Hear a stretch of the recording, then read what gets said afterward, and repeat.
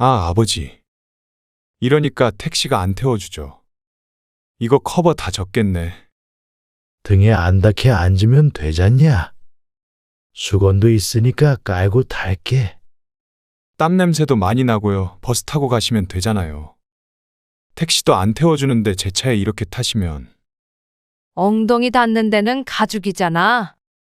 수건 깔면 되는데 왜 그래? 이걸 어떻게 닦아요? 세차 맡겨야지. 아, 타세요. 근데 아버지, 등산이 관절에 더 안 좋대요. 괜히 가셔서는 꼴이 이게 뭐예요. 나이 들어서 그런 거 하지 마시고 차라리 책을 읽으시거나 문화센터를 다니세요. 땀 냄새도 진동하잖아요. 이러고는 버스도 못 타겠네요. 나이 들수록 잘 차려입고 깔끔해야 해요. 택시가 괜히 안 태워준 게 아니에요. 지난번에도 지하철 탔을 때 봉변당하셨다면서요. 곱게 늙으셔야죠. 요즘에는 노인 냄새 나는 사람도 어디 가서 환영 못 받아요. 그니까 땀나는 운동하지 마시고 실내에서 하는 취미를 가지세요. 오늘 이야기 속 주인공은 75세 남봉석 씨입니다. 그리고 그의 아들 43세 남진구입니다. 남 씨는 하나 있는 아들의 파렴치한 말에 분노가 일었습니다. 남들은 다 무자식이 상팔자라고 해도 남 씨는 전부 남의 일이라고 생각했습니다. 뭐든 겪어봐야 안다더니 그런 말을 했던 사람들의 심정이 남 씨는 이제 이해가 갔습니다. 노인네는 곱게 늙어야 한다는 말이 왜 이렇게 비수처럼 꽂히는지. 남 씨도 그 말에는 동의하지만 그렇다고 자식에게 듣고 싶은 말은 아니었습니다. 노인을 냄새나고 쓸모없는 인간 취급을 하는 사람들 때문에 대중교통도 잘 이용하지 않게 되었는데 아들에게서까지 그런 취급을 받을 줄은 꿈에도 몰랐습니다. 그리고 타던 차를 아들에게 주었던 것도 후회가 되었습니다. 그러지 않았더라면 이런 일이 없었을까 싶기도 했습니다. 하지만 그것은 계기일 뿐이고 언제고 어떤 형태로도 일어날 수 있는 일이었겠죠. 지하철 타고 가고 있어. 아이, 가까운데 무슨 차를 타고 가. 운전하는 것도 일이야. 5 정거장만 가면 되는데 뭘. 알았어. 금방 갈게. 남 씨는 친구와 통화를 마치고 전화를 끊었습니다. 친구를 만나기 위해 지하철을 타고 가고 있었죠. 평일 오전에 지하철 아는 사람으로 가득 차 있었습니다. 남 씨 앞에도 젊은이가 손잡이를 잡고 서 있었습니다. 그런데 2 정거장 정도 남았을 때 남 씨 앞에 서 있었던 젊은이가 조용히 중얼거렸습니다. 아씨, 노인네들 때문에 앉을 데가 없네. 남 씨는 잘못 들은 줄 알았습니다. 그런데 다시 한번 중얼거리는 소리에 그게 남 씨를 향한 말인 것을 깨달았습니다. 나이 먹었으면 집에나 있지. 출근도 안 하면서 하루 종일 지하철에서 죽치고 있으니까 욕을 먹지. 이보시오. 나 들으라고 하는 소리요. 그러자 젊은이가 남 씨를 내려다보며 태평하게 대답했습니다. 노약자석에 앉으셔야지. 일반석에 앉아 있으니까 젊은 사람들이 못 앉잖아요. 그러면서 턱짓으로 노약자석을 가리켰습니다. 그곳에 자리가 없어서 일반적인 자리에 앉아 있었을 뿐이었는데 그것으로 남 씨를 개념 없는 노인 취급을 했습니다. 아니, 여기는 누구나 앉을 수 있는 자리잖아요. 그러자 그 젊은이가 불쾌한 말들을 쏟아냈습니다. 나이든 사람들에게 무슨 억하심정이 있는지 몰라도 귀를 씻어내고 싶을 정도로 험한 말들이었습니다. 주변 사람들이 모두 쳐다보았지만 누구 하나 나서는 사람이 없었습니다. 다들 몸을 사릴 뿐이었고 남 씨 또한 적극적으로 저지하지 못했습니다. 때마침 남 씨가 내릴역에서 전철이 정차했고 남 씨는 내리기 전에 그 젊은이에게 한마디만 했을 뿐이었습니다. 당신 젊음도 영원하진 않소. 그러고 나서 친구를 만났는데도 생각은 딴 데 가 있었습니다. 참 씁쓸하기도 했고 자꾸 그 젊은이의 말들이 떠올라서 괴로웠죠. 그때는 젊은이가 두려워 말을 맞받아치지도 못했습니다. 남 씨는 남에게 피해주지 않으며 살아왔다고 생각했지만 요즘 세상은 존재만으로도 젊은 사람들에게 피해가 되는 것인지 가슴이 아팠습니다.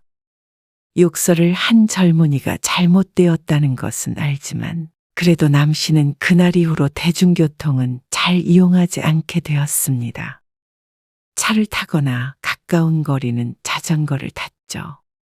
그런데 오래지 않아서 자동차도 타지 않게 되는 일이 생겼습니다. 남 씨가 아내와 함께 마트에서 장을 보고 집으로 돌아왔습니다. 장바구니를 싣기 위해서 차를 타고 다녀오던 참이었습니다.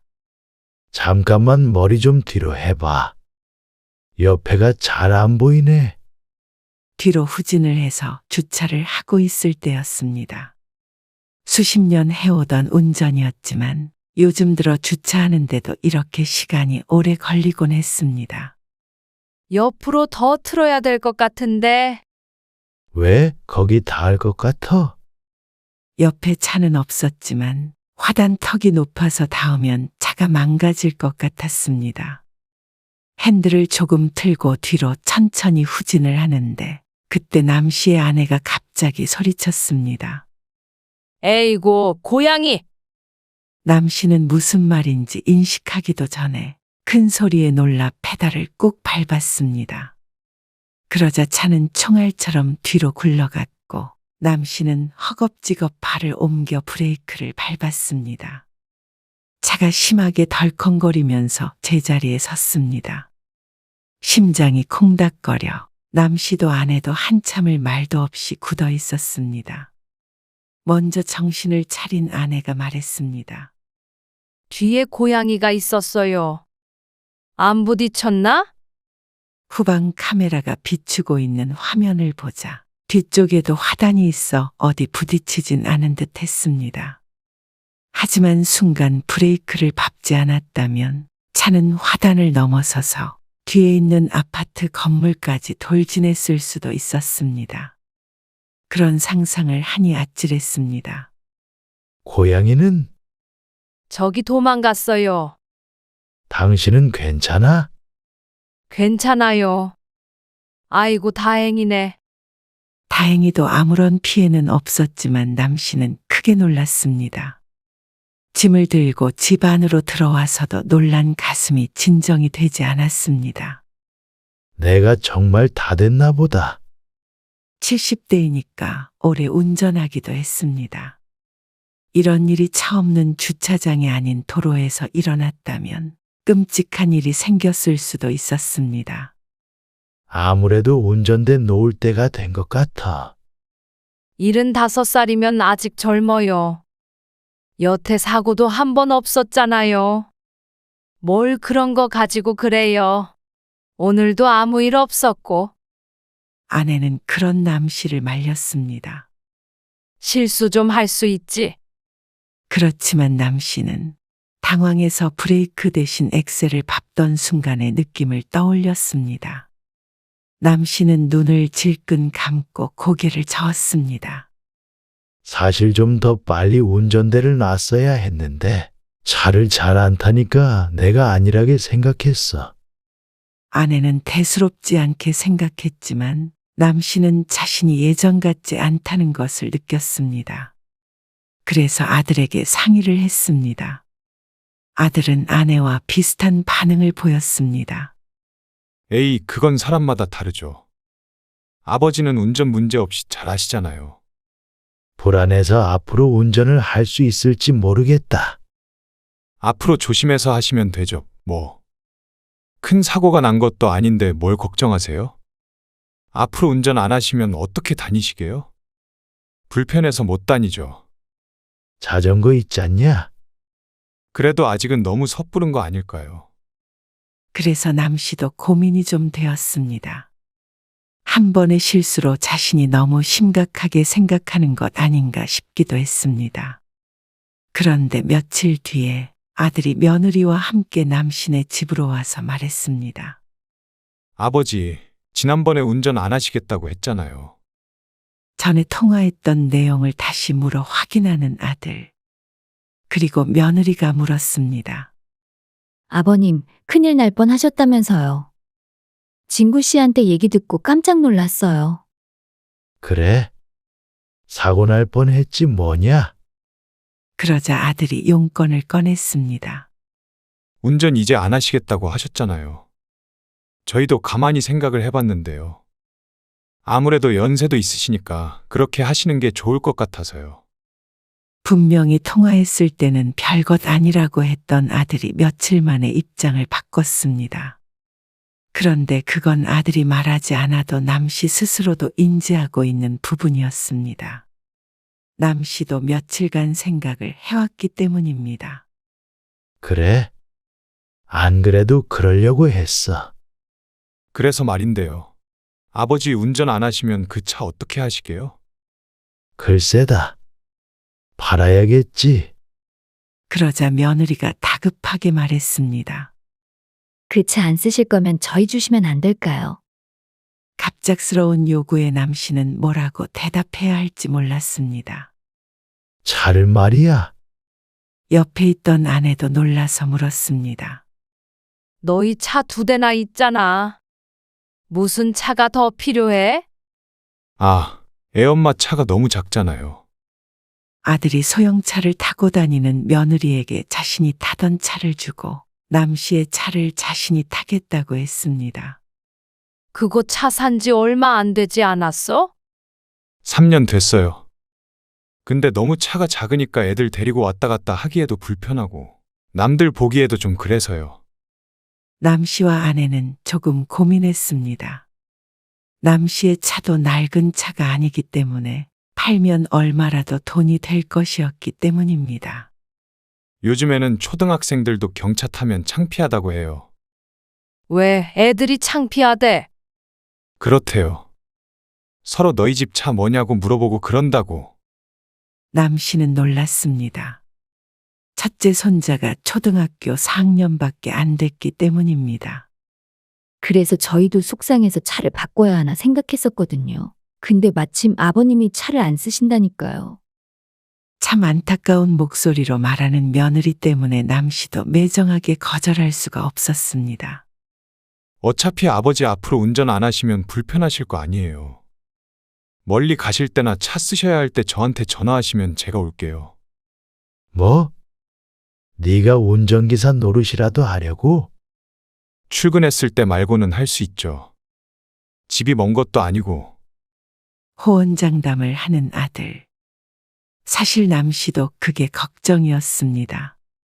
그래도 살면서 자가용을 써야 할 때가 있을 테니 말이죠. 대중교통도 내키지 않고 자전거로는 멀리 가지 못할 테니 아들이 데려다 준다면 조금은 마음이 놓일 것 같았습니다. 그래?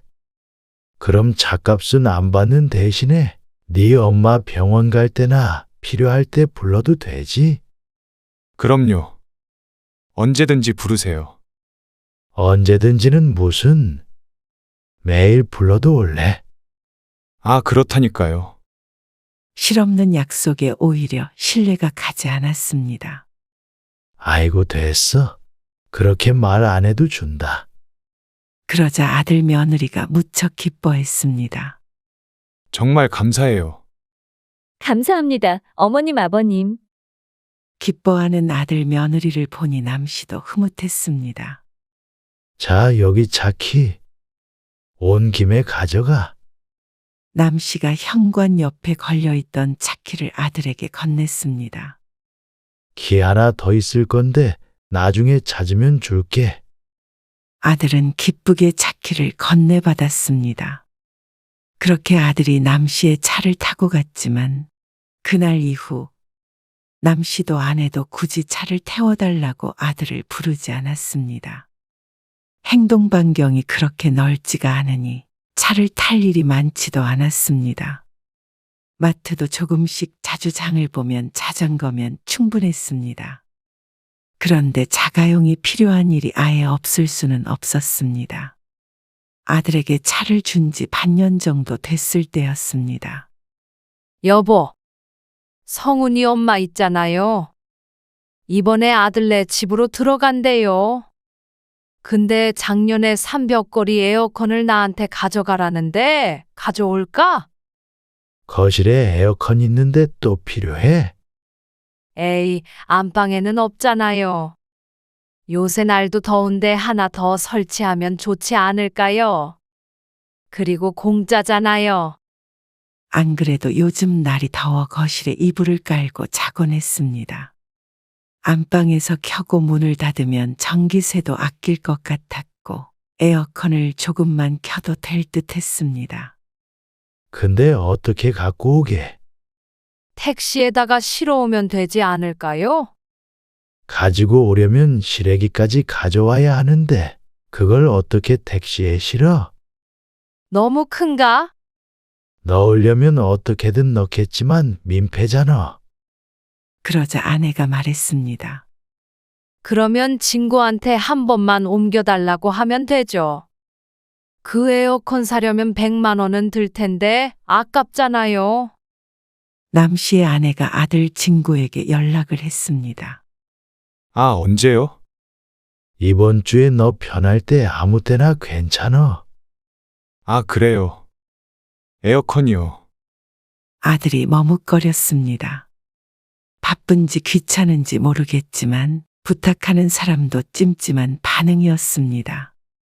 그렇게 주말에 아들이 찾아왔습니다. 아들에게 준 뒤로 처음 차를 본 것이었는데 남 씨가 쓸 때와는 사뭇 다른 내부 모습이었습니다. 의자 가죽 위에 천으로 된 커버를 씌우고 쿠션 같은 것도 놓여 있었습니다. 차를 잘 써서 뿌듯하긴 하지만 아들의 반응이 마음에 참 걸렸습니다. 아, 차 더러워지는데. 트렁크에 놓으면 되는데 뭘? 크기가 크지 않아 트렁크에도 충분히 들어갈 것 같았습니다. 에어컨을 트렁크에 싣고 조수석엔 남 씨가 탔습니다. 그런데 이런 일은 용따를 부르세요. 비싸봤자 10만 원이면 될 텐데. 남 씨도 기분이 안 좋아졌습니다. 매일 부르라더니 6개월 만에 처음으로 부탁한 것이었습니다. 그런데도 이렇게 귀찮은 티를 팍팍 내니 겸연쩍기도 하고 마음이 상하기도 했습니다. 그리고 손수레를 끌어 집 안까지 옮기는 것을 도와주면서도 아들은 투덜투덜 댔습니다. 그걸 듣는 아내도 빈정이 상한 듯 보였습니다. 에어컨을 옮기는데 총 30분이 채 걸리지 않았지만 아들은 무엇이 그렇게 마음에 안 드는지. 그래서 그날 이후로 남 씨도 아내도 어지간하면 아들에게는 부탁하지 말자 생각했습니다. 그런데 몇 달 뒤였습니다. 오늘 병원에 갔더니 운동을 좀 하라더라. 왜요? 운동 안 해서 허리 아픈 거래요? 나이 들면 당연히 아픈 거지 뭐. 근데 운동을 해야 근력이 생기고 허리, 무릎 이런 데가 덜 아프대. 하긴 그래요. 그니까 당신도 같이 등산 같은 거나 좀 해보자고. 등산이요? 아이고, 난 다리 아파서 못해요. 아내는 그런 것은 못한다며 고개를 저었습니다. 아, 누가 한라산 등반하지? 저기 한방병원 뒤에 산 있잖아. 거기나 천천히 올라갔다 오자는 거지. 옆 동네에 있는 큰 병원 뒤쪽에는 낮은 산이 있었는데 가파르지 않고 산책로처럼 길이 잘 나 있어서 운동하는 사람들이 많았습니다. 그 밑에 있는 공원엔 아내와도 자전거를 타고 종종 가곤 했습니다. 아내도 이곳저곳 쑤시다고 했으니 함께 운동을 하면 좋을 것 같았습니다. 매일 가자는 게 아니고 일주일에 한 번씩만 갑시다.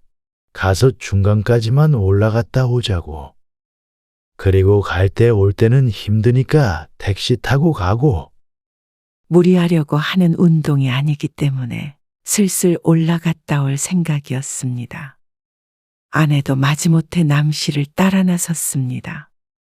남 씨는 아내의 보폭에 맞춰서 산을 올라갔습니다. 사실 산길이라기보다는 경사진 산책로 같은 수준이었지만 그동안 운동 한 번 안 했던 남 씨와 아내에겐 충분히 힘들었습니다. 중간에 물 먹는 데가 있다는데 거기까지만 갔다 오자고. 왕복 3, 40분 정도 걸릴 듯한 거리였습니다. 이제 좀 힘들다 싶을 때가 되니 목적지가 보였습니다. 아이고, 이제 내려가요. 더는 못 걸어요. 아이 참, 알았어. 그래도 올라오니까 좋잖아. 그건 그렇네요. 남 씨는 다시 아내와 함께 산에서 내려갔습니다. 그런데 내려가던 중 아내가 기쁜 목소리로 말했습니다. 어머, 저기 꽃 봐요. 너무 예쁘다. 그러면서 바닥이 다져진 길 옆쪽으로 다가갔습니다. 거기론 가지 마. 넘어져. 길이 깔려 있는 곳 외에는 산은 산이기 때문에 가파르고 위험해 보였습니다. 아니나 다를까.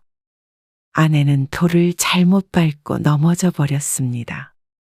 아이 참 조심하라니까 그러네. 아이고, 나 좀 잡아줘봐요. 남 씨가 다가가 아내를 일으키는데 바닥이 질척해 함께 넘어지고 말았습니다. 아구구. 마침 전날에 비가 많이 와서 흙이 무척 질퍽하고 미끄러웠습니다. 다행히 다치진 않았지만 남 씨와 아내는 진흙 범벅이 되었습니다. 엉덩방아를 찧어서 바지는 축축했고 젖은 흙은 둘을 지저분해 보이게 했습니다. 그래서 서둘러 산을 내려와서 택시를 잡았을 때는 무척 난감한 상황이 벌어졌습니다. 아니, 그 상태로 무슨 택시를 타려고 그러세요? 택시기사가 인상을 팍 쓰며 말했습니다. 남 씨가 등에 메고 있던 가방에서 수건을 꺼내며 말했습니다. 아이고 미안합니다. 보기엔 그래도 흙은 다 털어서 차가 더러워지지는 않을 것 같아요. 그리고 이거 수건을 깔으려고 했는데요. 좀 안 될까요? 아, 그래도 안 돼요. 차 더러워져요. 죄송하지만 다른 차 타세요. 아닙니다. 수고하세요. 남 씨는 열었던 택시 문을 다시 닫았습니다. 수건으로 흙을 닦아내긴 했지만 진흙이 묻었던 옷이 거뭇거뭇해서 더러워 보였습니다. 일을 어째? 버스나 지하철 타고 가야 하나? 그런데 이런 상황에서는 대중교통을 이용하는 것도 눈치가 보일 듯 했습니다.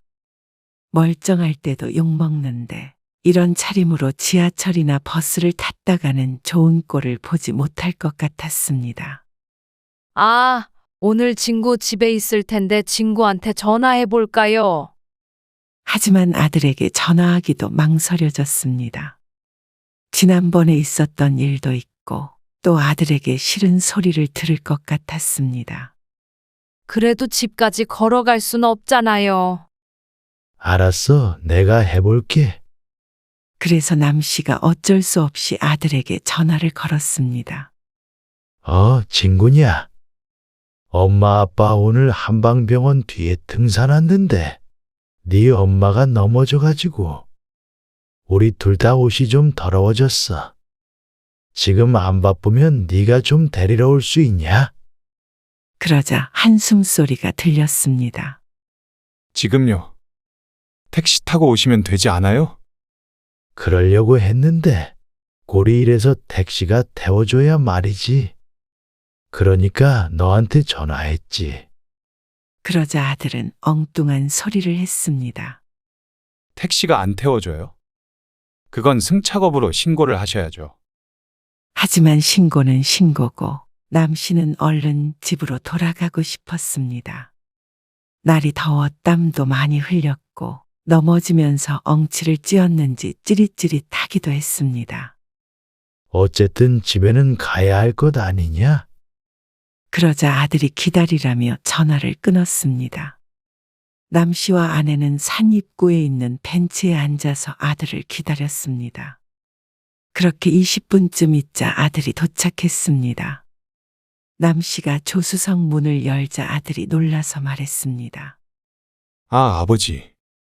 이러니까 택시가 안 태워주죠. 이거 커버 다 젖겠네. 등에 안 닿게 앉으면 되잖냐? 남 씨가 수건을 깔고 타려고 하자 아들이 또 말했습니다. 땀 냄새도 많이 나고요. 버스 타고 가시면 되잖아요. 택시도 안 태워주는데 제 차에 이렇게 타시면. 말끝을 흐리는 아들. 아내도 뒷자리에 타려다 말고 어정쩡하게 내렸습니다. 엉덩이 닿는 데는 가죽이잖아. 수건 깔면 되는데 왜 그래? 이걸 어떻게 닦아요? 세차 맡겨야지. 보기엔 지저분해 보여도 수건으로 더러운 건 털어냈고 어느 정도 말라서 차가 더러워질 것 같지는 않았습니다. 아주 내키지 않는 표정으로 말하는 아들에게 남씨도 화가 났습니다. 세차 맡기면 그 돈 주면 되잖냐? 아니, 그럼 집까지 걸어가리? 아, 타세요. 남씨도 아내도 수건을 깔고 최대한 조심스럽게 차에 탔습니다. 그런데 아들은 남씨의 집으로 가는 내내 궁시렁거렸습니다. 아버지, 등산이 관절에 더 안 좋대요. 괜히 가셔서는 꼴이 이게 뭐예요. 나이 들어서 그런 거 하지 마시고 차라리 책을 읽으시거나 문화센터를 다니세요. 땀 냄새도 진동하잖아요. 이러고는 버스도 못 타겠네요. 나이 들수록 잘 차려입고 깔끔해야 해요. 택시가 괜히 안 태워준 게 아니에요. 남씨도 아내도 더러운 행색으로 돌아다닌 적은 한 번도 없었습니다. 오늘은 작은 사고가 있었기에 이랬지만 아들에게 이런 소리를 들을 정도는 아니었습니다. 지난번에도 지하철 탔을 때 봉변당하셨다면서요. 곱게 늙으셔야죠. 요즘에는 노인 냄새 나는 사람도 어디 가서 환영 못 받아요. 그니까 땀나는 운동하지 마시고 실내에서 하는 취미를 가지세요. 남씨와 아내는 말을 잃었습니다. 이게 부모를 생각해서 하는 소리인지 그냥 폭언을 하는 건지. 그런데 아들은 말을 멈추지 않았습니다. 그리고 저도 주말 이틀 쉬는데 이렇게 불러내시면 진짜 피곤해요. 결국 하고 싶은 말은 이것인 듯 했습니다. 이런 나쁜 놈이 있는지. 차 달라고 할 때는 언제든지 부르면 와줄 것처럼 하더니 이렇게 사람이 안면을 확 바꿀 수 있는지 어이가 없었습니다. 너는 쉬는 날 차 좀 태워달라고 했다고 이러는 거야. 너한테 차 주고 우리가 얼마나 부탁했다고 그래? 딱 2번 부탁했다. 그런데 그렇게 싫은 기색을 꼭 해야겠냐? 누가 부산이나 데려다 달라고 했냐?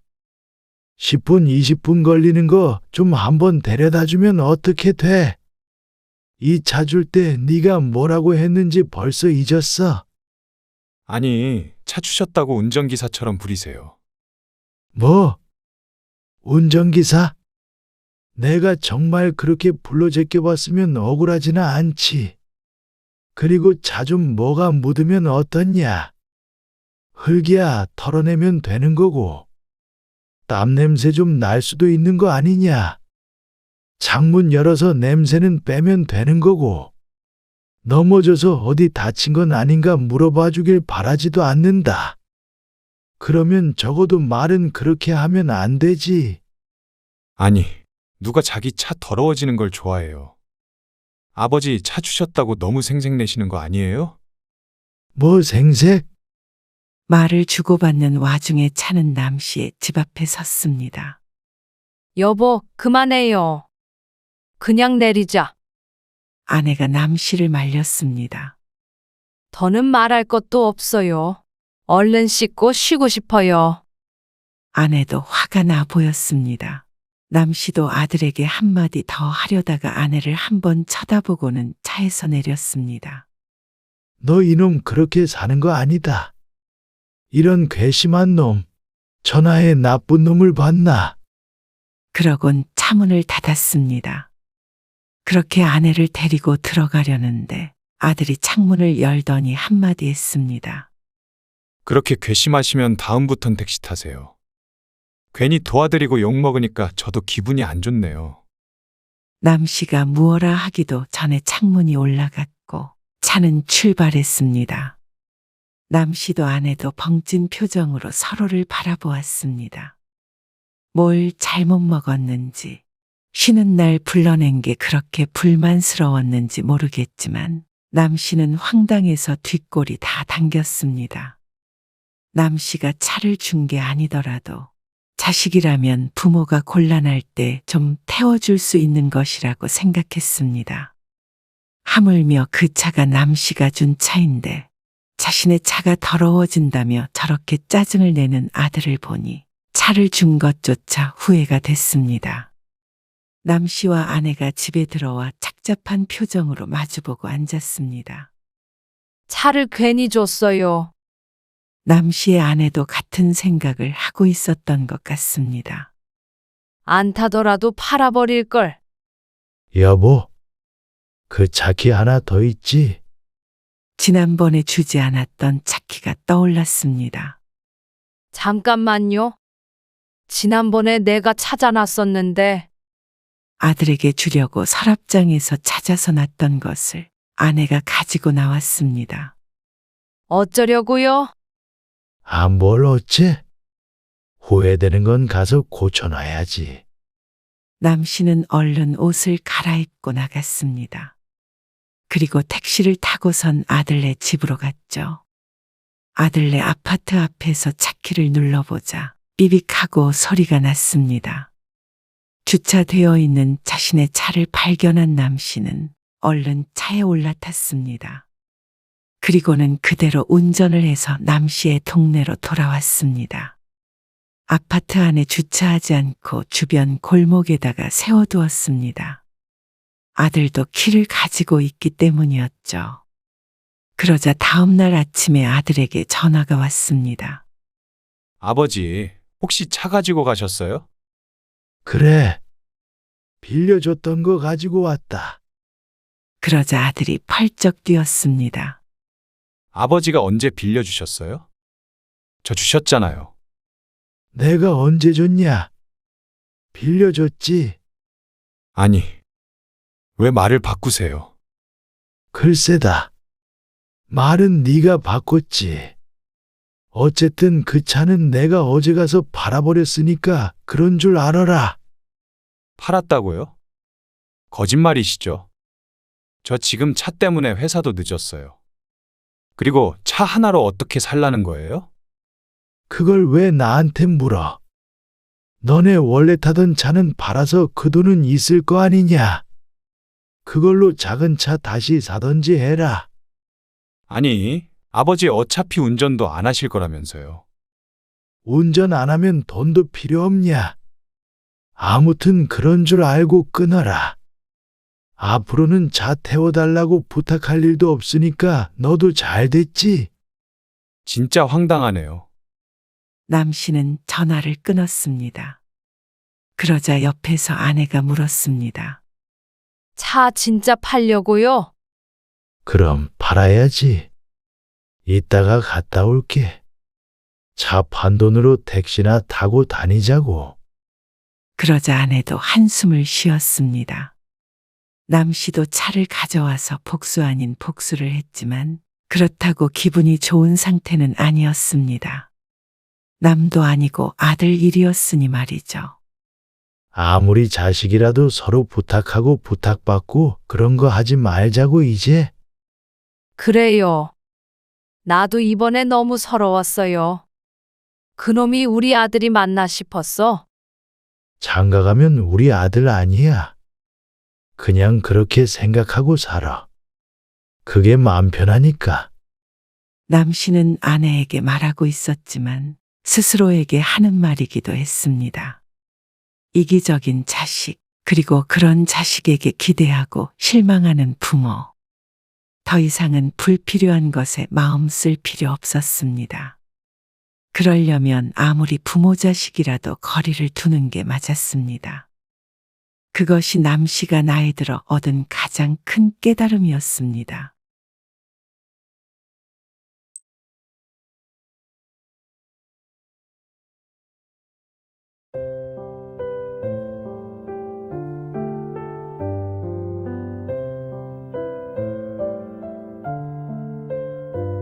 아우, 엄마. 처갓집 식구들 다 듣는데 왜 애엄마한테 뭐라고 하세요? 통화 소리 다 들리는데. 너는 지금 그게 제일 중요해? 지금 몇 시야? 금방 출발하겠다고 한 지가 얼마나 지났는데? 엄마 지금 바깥에 서서 계속 기다리고 있어. 아니, 그니까 택시 타고 시내에 가 계시라니까. 왜 대문 앞에 서서 기다리세요? 신경 쓰이게. 그리고 간다고 했는데 자꾸 전화하시니까. 애엄마도 그렇고 처갓집 식구들도 다 불안해하고 신경 쓰잖아요. 창피하게 왜 그러세요? 택시는 오지도 않고 들어가서 기다릴 곳도 없어. 그런데 너는 엄마 걱정보다 너 처갓집에 창피한 게 먼저란 소리지. 아니, 그게 아니라요. 제가 죄송하다고 양해를 구했잖아요. 저도 눈치가 보이니까 그렇죠. 지금 비가 이렇게 오는데 옷도 다 젖어서 춥고 지쳐. 그런데 너는 그런 엄마 생각은 안 해? 내가 살다 이런 황당한 경험은 처음이야. 저희도 일이 이렇게 될 줄 몰랐어요. 엄마가 뭐 너희가 버선발로 나와서 반겨주길 기대하는 것도 아니고 그냥 약속만 지키면 되는 문제잖아. 지금 이게 뭐니? 아무리 너희 처형이 온다고 하더라도 엄마가 오기로 했으면 처갓집에도 네가 잘 얘기를 하고 나왔어야 하는 거잖아. 내 말이 틀려? 거기는 엄마 기다리는 거 알고 그렇게 눈치 주는 거야? 너는 그 집 종도 아니고 왜 가야 된다고 말도 못하고 그러고 있는 거야? 아, 정말 지금 출발해요. 짐 챙기고 있어요. 아니야. 됐어. 급하게 올 것 없다. 처갓집 식구들이랑 더 놀다 와. 그렇게 일어나기 불편하고 그러면 엄마는 다시 집으로 갈 테니까. 아우, 엄마. 지금 간다니까 왜 또 그러세요? 어떻게 가시려고 그러세요? 택시도 없다면서요. 걸어가든 버스 타고 가든 알아서 할 테니까. 볼일 봐라. 오늘 이야기 속 주인공은 69세 전명신 씨입니다. 그리고 그녀의 아들 39세 구준호입니다. 지난 추석, 전 씨는 폭우 속에 작은 우산 하나의 의지에 서 있었습니다. 아들과 전화를 끊고도 비에 맞아 신발에 사납게 튀는 흙탕물만 바라보고 있었습니다. 그리고 아들네 집 대문 앞에 내려놓은 비에 젖은 김치통을 한번 쳐다보았습니다. 무슨 부귀영화를 누리려고 먼 길을 왔는지. 전 씨는 울분을 참으며 걸음을 걸었습니다. 아들은 아직 도착하지 않았지만 이대로 더 이상 기다리는 것은 의미가 없을 것 같았습니다. 전 씨도 원해서 온 것은 아니었습니다. 아들네가 자신을 이렇게 대할 줄 알았다면 결코 이 빗속에 이곳까지 오지 않았을 것입니다. 그럼에도 불구하고 3시간이 걸려 아들네 집에 온 이유는 있었습니다. 어차피 아버지도 돌아가셨는데 명절이라고 그렇게 음식 차리고 할 필요 없잖아요. 어머니도 평생 그 고생하셨는데 이제 없애죠. 지난 겨울에 전 씨의 남편이 세상을 떠났습니다. 그래서 설에는 모이지 않고 각자 조용히 시간을 보냈습니다. 그리고 몇 달이 지나 아들이 추석에는 어떻게 할 것인지 상의를 하자며 전화를 걸어왔습니다. 그리고 이제 차례를 지내지 말자고 얘기했죠. 사실 그 전부터 나오던 이야기였습니다. 하지만 남편의 고집에 차마 없앨 수 없었던 행사였죠. 그것 때문에 남편과의 갈등도 심했습니다. 그래도 아들 며느리는 고생시키지 않으려고 전 씨가 음식 준비를 다 하고 아들네는 명절 당일 아침 일찍 오곤 했죠. 그러면 이번 추석에는 안 내려올 거니? 지난 설에도 보지 못한 아들네였습니다. 1년에 2번 명절이 아니면 멀리 사는 아들을 볼 일이 없었죠. 하지만 아들이 오지 않는다고 해도 그러자고 할 생각이었습니다. 왕복 6시간 거리를 오갈 아들이 걱정되었기 때문입니다.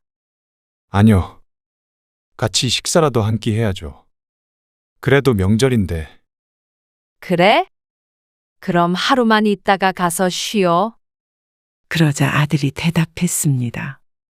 아니, 차라리 이제부터는 명절마다 어머니가 올라오실래요? 어머니가 혼자니까 버스 타고 올라오시면 좋지 않을까요? 그리고 하루 주무시고 가시면 되니까. 전 씨는 잠시 생각했습니다.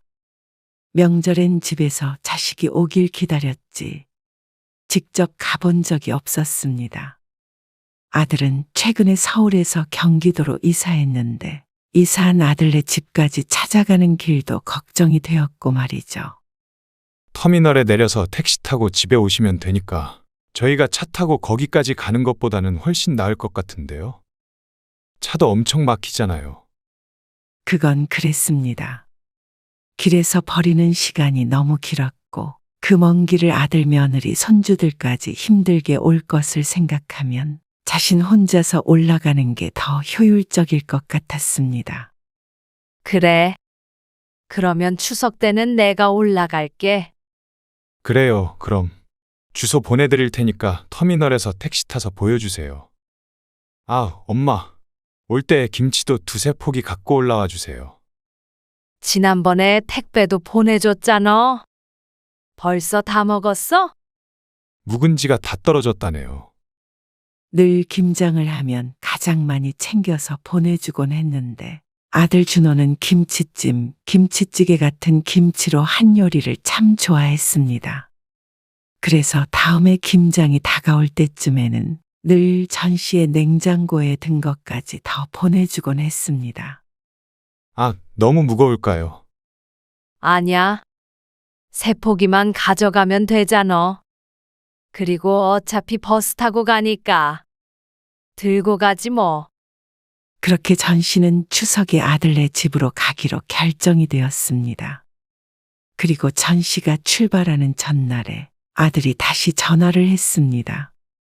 엄마, 내일 비 온다니까 조금 일찍 출발하셔야 할 것 같아요. 저희는 오늘 처갓집 가거든요. 내일 점심때쯤 시간 맞춰서 집에 갈 테니까 엄마도 좀 빠른 버스 타세요. 그래? 비가 많이 온대? 그럴 것 같은데. 그러니까 우산 챙기시고요. 그래. 알았다. 12시까지 도착하면 넉넉하지? 네, 그럴 것 같아요. 그리고 다음 날 아침 일찍 버스에 오르는 전 씨의 손에는 아들에게 줄 김치통과 우산이 들려 있었습니다. 아들의 말대로 비가 쏟아졌고 차는 막혔습니다. 그래도 이르게 버스를 탔기 때문에 점심시간에 맞춰서 도착할 수는 있을 것 같았습니다. 전 씨의 집에서 아들이 사는 경기도까지 3시간이 조금 덜 걸리는 거리였습니다. 그런데 버스가 출발한 지 1시간이 지나자 아들이 전화가 왔습니다. 엄마, 출발하셨어요? 출발했지. 너희 잘까봐 전화 안 했는데 네가 빨리 출발하라 그래서 진작 버스 탔지. 아, 그래요? 아들이 곤란한 목소리로 대답했습니다. 무언가 잘못된 것 같았습니다. 왜 그래? 아, 그러면 도착하시면 조금만 기다리시겠어요? 점심때까지 못 갈 것 같아서요. 뭐? 왜 사돈네에 무슨 일 있니? 아, 그건 아니고요. 조금 있다가 처형이 온다고. 만나고 가라고 해서요. 아, 차례 지내고 오나 보네. 네. 장모님이 꼭 그렇게 하셨으면 하셔서. 그냥 가버리기가 입장이 좀 그래요. 그래. 그렇겠네. 알았어. 그래도 금방 오지? 그럼요. 처형 오자마자 인사하고 바로 갈게요. 마을 입구 보시면 작은 찻집 하나 있거든요. 거기서 조금만 기다리세요. 최대한 빨리 출발할게요. 그래. 알았다.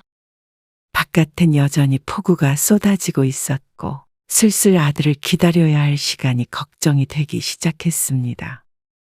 아들 집은 경기도 외곽에 있는 단독주택인데 전 씨가 한 번도 가본 적이 없는 곳이었습니다. 한참 뒤에 버스는 터미널에서 멈췄습니다. 시간이 11시 반이었습니다. 그리고 택시를 타고 아들네 집으로 향했습니다. 터미널에서 집까지는 생각보다 오래 걸렸죠. 택시는 마을 입구에 섰습니다. 전 씨는 낑낑대며 김치통을 챙겨 내렸습니다. 우산을 제대로 펴기도 전에 택시는 출발했습니다. 전 씨는 비에 젖은 채로 전 씨는 찻집을 찾았습니다. 두리번 거리니 불 꺼진 카페 하나가 전 씨를 반겼죠. 아이고, 문을 닫았네. 하긴 명절이니까. 그 생각을 못하고 이곳에서 기다릴 생각만 했던 자신의 아둔함을 탓했습니다. 주변을 둘러보니 식당으로 보이는 곳이 몇 군데 있긴 했지만 마찬가지로 불은 꺼진 상태였습니다. 아무리 봐도 비를 피할 곳은 보이지 않았고 버스 정류장은 저기 멀리에 보였습니다. 전 씨는 우산을 쓰고 아들네 집을 찾아서 걸었습니다. 20가구 정도가 있는 듯한 작은 단독주택 단지였습니다. 차가 한두 대 보이긴 했지만 다들 집을 비웠는지 무척 고요했습니다. 비가 무섭게 쏟아지기 시작했습니다. 그때 아들이 일러줬던 주소에 적혀 있던 번호가 보였습니다. 아들의 집이었습니다. 여기구나. 대문을 밀어보았지만 굳게 잠겨 있었고 담장이 높아서 안은 잘 보이지 않았습니다. 대문 위쪽에 작은 지붕이 있긴 하지만 폭이 좁아서 비를 피하기엔 크게 도움이 되지는 않았습니다. 전 씨는 들고 있던 김치통을 대문 앞에 내려놓았습니다. 팔이 저려 주먹을 쥐었다 폈다 하는데 옆집 대문이 눈에 띄었습니다. 아들네 대문과는 다르게 위에 넓은 지붕이 씌워져 있었습니다. 그곳으로 걸음을 옮기는데 마침 아들에게서 전화가 왔습니다. 엄마, 거기 카페에 들어가 계세요. 아니, 문을 닫았더라고. 아, 그래요? 다른데 문 연 곳 없어요? 다 문을 안 열었어. 그래서 너희 집 앞에 와 있어, 지금. 거기에 아무것도 없을 텐데. 우산은 있죠? 있긴 있지. 근데 너는 아직 출발 안 했어? 네. 처형이 차 막힌다고 늦어서요. 그냥 가기엔 장모님하고 애엄마가 서운해할 것 같고 그래서. 진짜 죄송해요, 엄마. 조금만 기다려주세요. 그런데 지금 당장 출발한다고 해도 금방 도착할 수 있는 거리는 아니었습니다. 명절이 아니더라도 차 타고 30-40분은 걸리는 곳이기 때문에 차가 막히면 훨씬 더 걸릴 수도 있었습니다. 그러니까 앞으로 최소한 1시간은 이렇게 기다려야 한다는 뜻이었습니다. 아들에게 대답을 하려는데 옆집 건물 거실창이 열리며 사람이 보였습니다. 대문 앞에 서 있는 전 씨가 수상한 집 빤히 쳐다보고 있었습니다. 전 씨가 찔끔 놀라 얼른 아들네 집 앞으로 다시 돌아왔습니다. 그럼 엄마는 차라리 택시 타고 다시 터미널에 가서 기다릴게. 거기에는 들어가 있을 곳도 많으니까. 아, 그러실래요? 저 그럼 출발할 때 연락드릴게요. 그래. 전 씨는 전화를 끊었습니다. 다시 김치통을 들고 다닐 자신이 없어서 대문 앞에 그대로 둔 채로 마을 입구로 다시 나왔습니다. 그런데 한적한 도로에는 택시는커녕 차도 별로 보이지 않았습니다. 아까 시내에는 차가 많던데 이곳은 꼭 다른 도시 같았습니다. 10분쯤 기다리는데 역시나 택시도 버스도 보이지 않았습니다. 무슨 비가 이렇게 많이 와? 하늘에 구멍이 뚫렸나? 비는 그칠 생각을 않고 점점 더 거세지기만 했습니다. 우산을 쓰고 있어도 신발은 이미 엉망이었고 바지도 무릎까지 젖은 상태였습니다. 하는 수 없이 다시 아들네 집 앞으로 돌아올 수밖에 없었습니다. 괜히 왔다 갔다 하느라 꼴만 더 비 맞은 생쥐가 되어가고 있었습니다. 비밀번호를 치고 들어갈 수 있다면 물어보기라도 할 텐데 안쪽 건물은 어떨지 몰라도 대문은 열쇠로 굳게 잠겨 있는 상태였습니다. 괜히 다시 한번 문을 흔들어 보자 찰컹찰컹 문소리만 울려 퍼졌습니다. 그렇게 또 한참 기다렸는데도 아들에게선 출발했다는 연락이 없었습니다. 전 씨는 점점 기분이 좋지 않았습니다. 명절에 가족을 보고 싶은 며느리 마음도 알겠고, 가족들이 다 같이 모이는 걸 보고 싶은 안사돈의 마음도 알겠지만, 며느리의 언니는 전 씨보다 아들네와 훨씬 가까운 서울에 살고 있었습니다. 마음만 먹으면 굳이 명절이 아니더라도 볼 수 있는 사이였죠. 그리고 이렇게 비가 퍼붓는 날, 엄마가 밖에서 기다리고 있다는 사실을 알면서도 아직도 출발하지 않은 아들 때문에 속상했습니다. 아무리 곤란한 상황이라도 이 정도까지 늦는다면 밖에서 기다리고 있는 전 씨에게로 오는 것이 인지상정이라고 생각했습니다. 그리고 처형이 올 때까지 기다려야 할 것 같으면 애초에 일찍 출발하라고나 안 했으면 좋았을 것이었습니다. 전 씨 또한 새벽 일찍 일어나 와서 이 빗속에 하염없이 기다려야 하는 줄 알았다면 좀 더 늦게 출발하거나 아예 다른 날에 왔을 수도 있었겠죠. 전 씨도 아들을 재촉하고 싶지 않았습니다. 처갓집에서 자기 마음대로 할 수 없는 입장은 이해가 갔으니 말이죠. 하지만 시간이 1시가 넘어가자 이건 아닌 듯 했습니다. 출발했다는 말이라도 들으면 언제쯤 도착하겠거니 생각하고 기다리겠지만 기약 없이 이렇게 빗속에 서 있을 수는 없었습니다. 날씨도 부쩍 쌀쌀해지는데 비까지 내리자 추위 때문이라도 더는 기다릴 수 없었습니다. 그래서 전 씨가 아들에게 전화를 걸었습니다. 하지만 무엇을 하는지 전화는 받지 않았습니다. 보통 때 같으면 아들에게서 다시 전화가 오길 기다리겠지만 전 씨는 이번엔 며느리에게 전화를 걸었습니다. 그러자 시끄러운 소리와 함께 며느리의 목소리가 들렸습니다. 네, 어머니. 묻지 않아도 아직 사돈 내에 있다는 걸 알 수 있었습니다. 온 가족이 모였는지 아주 시끌벅적한 소리가 빗소리를 뚫고도 잘 들렸습니다. 아, 안 그래도 지금 일어나요. 어머니, 뭐? 지금 일어난다고?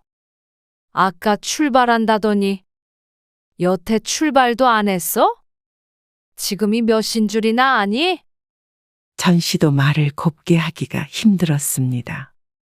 그리고 이렇게 배려 없는 아들 며느리가 너무나도 황당했습니다. 전 씨가 언성을 높이자 며느리도 안절부절하며 말했습니다. 죄송해요, 어머니. 기다리시는 거 아는데 저희 언니가 이제 와서요.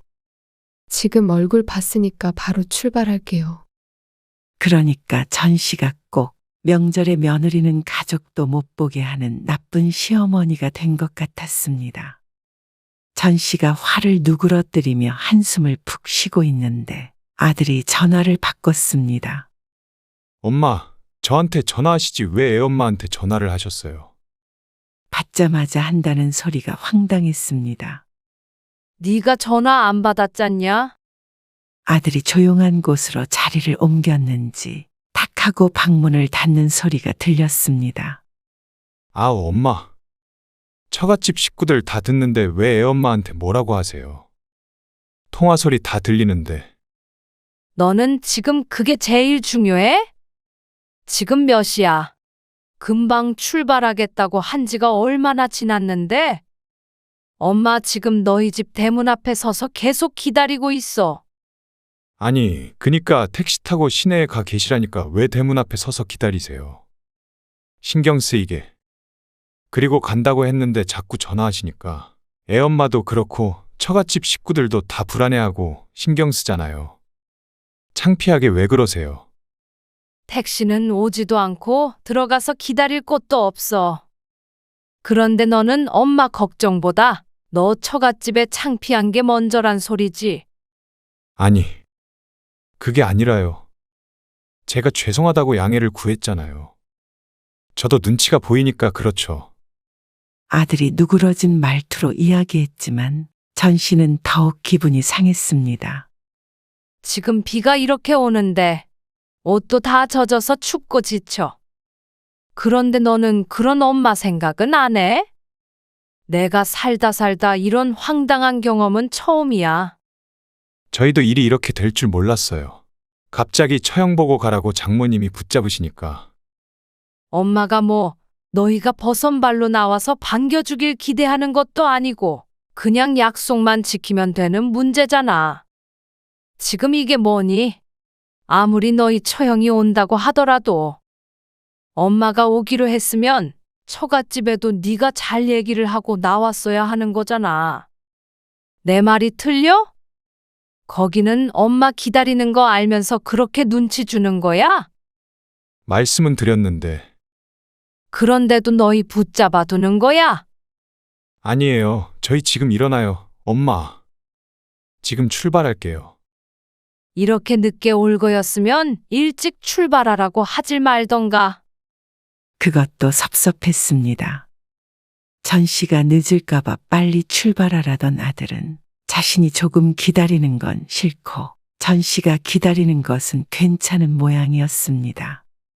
정말 지금 출발해요. 짐 챙기고 있어요. 아니야. 됐어. 급하게 올 것 없다. 처갓집 식구들이랑 더 놀다 와.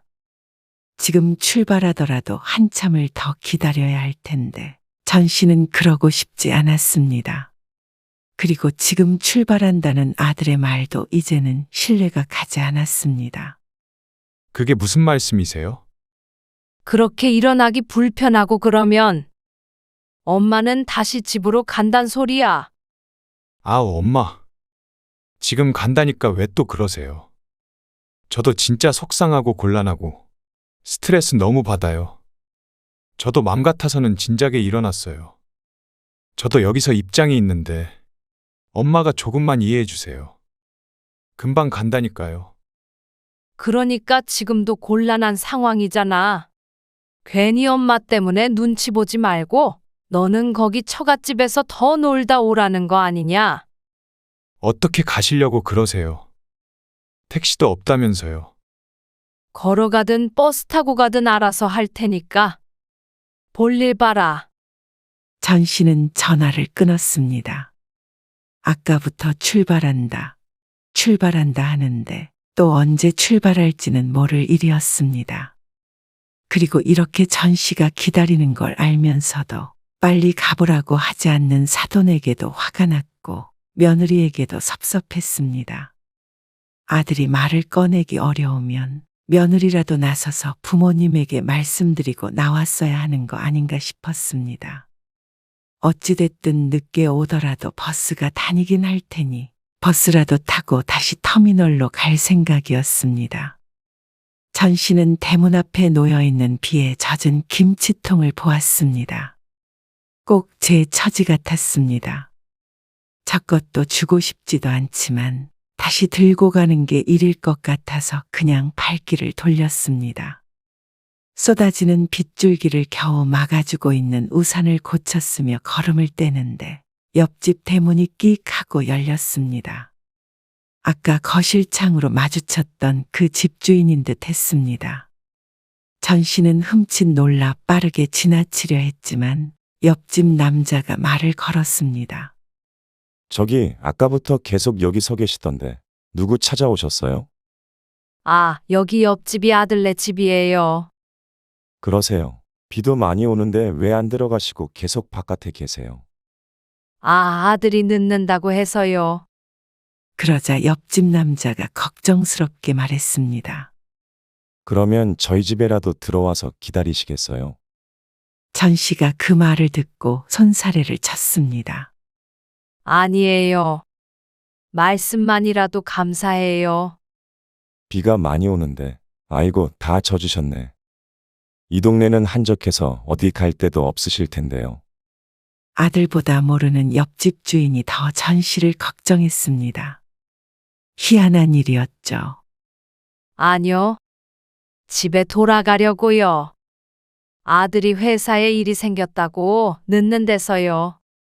그러세요. 먼 길 오신 것 같은데 여기 버스도 잘 안 다녀요. 제가 택시라도 불러드릴까요? 듣던 중 반가운 소리였습니다. 아이고, 그래 주시면 정말 감사합니다. 네. 지금 불러드릴게요. 잠시만요. 여기 계셔보세요. 옆집 주인은 휴대폰으로 전화를 걸며 집으로 들어갔습니다. 그리고 잠시 기다리자 흰 수건을 하나 들고 나왔죠. 여기 이걸로 닦으세요. 콜택시 불렀으니까 조금 있으면 저기 입구에 올 거예요. 아이고, 감사합니다. 수건은 가져가시고요. 전 씨는 감사함에 몸둘 바를 몰랐습니다. 그러곤 짧게 인사를 하고 들어간 옆집 주인. 전 씨는 수건으로 머리와 어깨, 바지를 닦으며 택시가 온다는 곳으로 걸어갔습니다. 아들에게선 전화가 오지 않았습니다. 출발했는지 아니면 전 씨가 간다는 소리에 안심해서 다시 자리에 앉았는지는 모르겠지만 괘씸한 마음의 아들을 떠올리고 싶지 않았습니다. 10분이 채 안 돼서 택시가 도착했고 전 씨는 다시 터미널에서 내렸습니다. 터미널 안으로 들어가자 그제야 비를 제대로 피할 수가 있었습니다. 아직도 우산에는 빗물이 떨어지고 있었고 수건으로 닦는다고 닦았지만 전 씨는 물속에 들어갔다가 나온 모양새였습니다. 그래도 내려가는 버스라 명절 당일인데도 표를 끊을 수가 있었습니다. 터미널 의자에 앉아서 기다리는데 그제서야 힘이 풀렸습니다. 시계를 보니 벌써 2시가 되어 있었습니다. 아들 집 앞에서 2시간도 넘게 기다리고 있었던 셈이었죠. 그런데 중요한 건 아들이 지금 도착하지도 않았다는 것이었습니다. 전 씨는 무척 침울해 있었습니다. 이대로 다시 집까지 버스를 타고 가면 저녁 시간이 가까워질 것이었습니다. 참 의미 없게 보낸 명절 하루였습니다. 이럴 줄 알았으면 지난 설처럼 각자 연휴를 보내자고 하는 게 나았을 것입니다. 버스에 타서 한참 가고 있자 그때서야 아들에게서 전화가 다시 왔습니다. 엄마, 저희 지금 집에 왔는데 진짜 가셨어요? 시간을 보니 역시 전화를 끊고 바로 출발한 것도 아닌 듯 했습니다. 그래. 버스 타고 내려가고 있다. 아니, 엄마가 그렇게 재촉해서 진짜 급하게 왔어요. 바로 출발했단 말이에요. 나는 분명 집에 간다고 말했어. 터미널까지는 어떻게 가셨는데요? 옆집 사는 사람이 콜택시 불러줬다. 아니, 도대체 왜 가셨어요? 정말 왜 갔는지 궁금해서 묻는지 아니면 전 씨를 탓하는 것인지 모를 아들의 말. 너 우리가 몇 시에 만나기로 했고 지금이 몇 시인 줄 아니? 그러자 아들이 괴롭다는 듯이 아르며 대답했습니다. 그래서 제가 죄송하다고 말씀드렸잖아요. 저도 최대한 빨리 나오려고 했다고요. 근데 사위 입장에서 어떻게 그 자리를 박차고 일어나요? 자꾸 조금만 더 있다가 가라는데. 어이가 없었습니다. 그걸 변명이라고 하고 있는 아들이 괘씸했습니다. 네가 입이 없는 것도 아니고 그 집 종이라도 돼. 엄마가 기다리니까 빨리 가봐야 한다는 소리를 못하는 게 바보 천치지 뭐야. 그리고 너는 처갓집이지만 소영이한테도 실망했다. 사돈네한테 시어머니 기다린다고 가봐야 된다는 말도 못해. 왜 말을 그렇게 하세요? 소영이 들어요. 겉봐라. 넌 네 엄마는 안중에도 없는 놈이야. 그러니까 소영이도 시어머니가 기다리든 말든 상관없는 거겠지. 됐다. 이미 버스 탔어. 진짜 가실 줄은 몰랐네요. 이렇게까지 하셔야 했어요? 전 씨는 할 말을 잃었습니다. 아들은 꼭 전 씨가 과민 반응해서 문제를 만드는 것처럼 말했습니다. 누구라도 그 빗속에 장시간 기다리면 화가 났을 것입니다. 과연 장모가 그렇게 기다리고 있어도 태평하게 굴 수 있었을지 의문이었습니다. 명절에 이렇게 보는 것도 좋은 생각이 아닌 것 같다. 지난번처럼 그냥 각자 집에서 보내자. 그러자 아들이 헛웃음을 터뜨렸습니다. 정말 너무하시네요. 아들 사정도 좀 봐주실 수 있는 거 아니에요? 죄송하다고 몇 번을 말씀드려야 해요. 충분히 알았으니까 그만 죄송하다고 해. 그럼 이만 끊자. 버스 안에서 통화하기에는 충분히 민폐스럽게 긴 통화였습니다. 전화를 끊고도 전 씨는 답답함에 가슴을 쳤습니다. 지금은 돌아가셨지만 만약 전 씨의 어머니가 이런 날씨에 자신을 기다리고 있었다면 열일 제쳐두고 달려왔을 것입니다. 그런데 아들은 부모보다 우선인 일들이 무척 많았습니다. 그날 이후로 전 씨는 크게 알았습니다. 환절기에 오랫동안 비를 맞아서 그런지 며칠을 누워 있어야 했습니다. 그리고 아들에게서는 한참 연락이 없었습니다. 그러다가 김장 때가 되자 슬그머니 다시 전화가 왔습니다. 꼭 지난 추석에 아무 일도 없었던 것처럼 말이죠.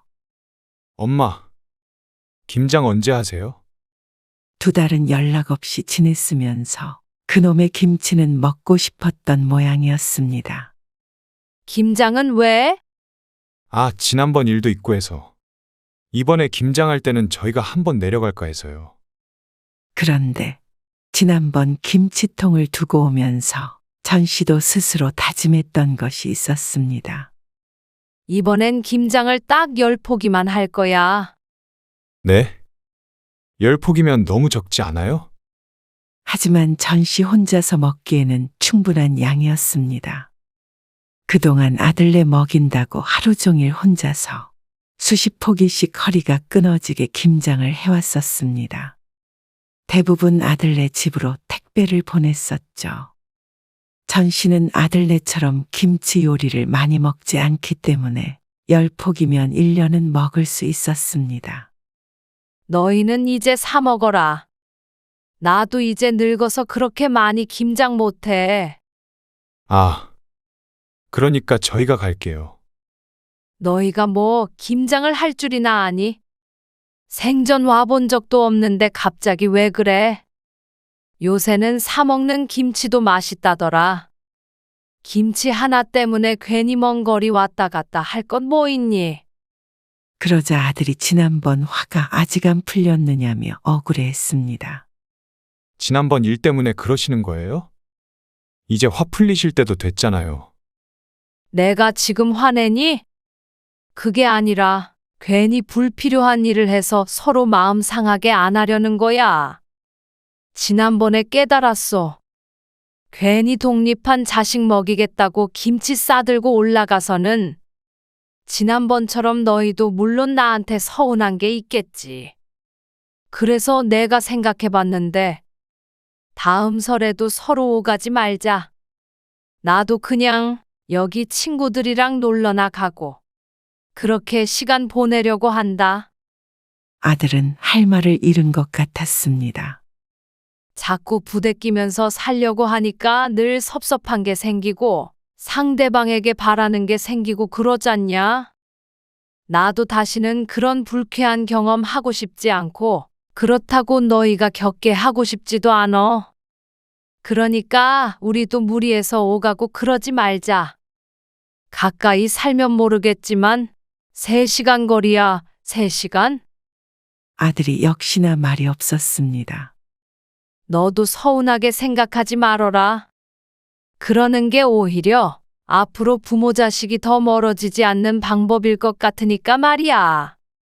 전 씨는 아들의 전화를 끊었습니다. 아들이 납득하지는 못한 것 같았습니다.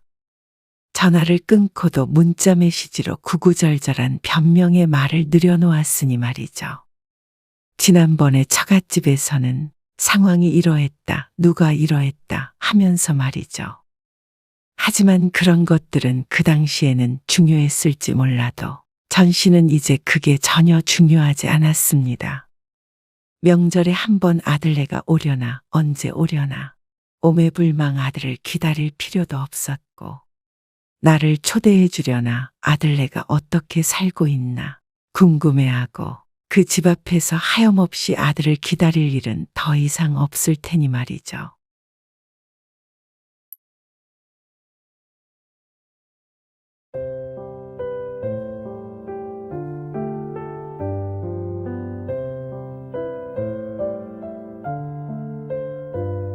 아니, 어머니가 환불 받으신다고 하셨잖아요? 저는 어머니 어차피 못 오실 줄 알고 그런 거죠? 그래서 내가 환불 받을 수 있는지 물어봐 달라고 했잖아. 그런 일이 있었으면 미리 말을 했어야지.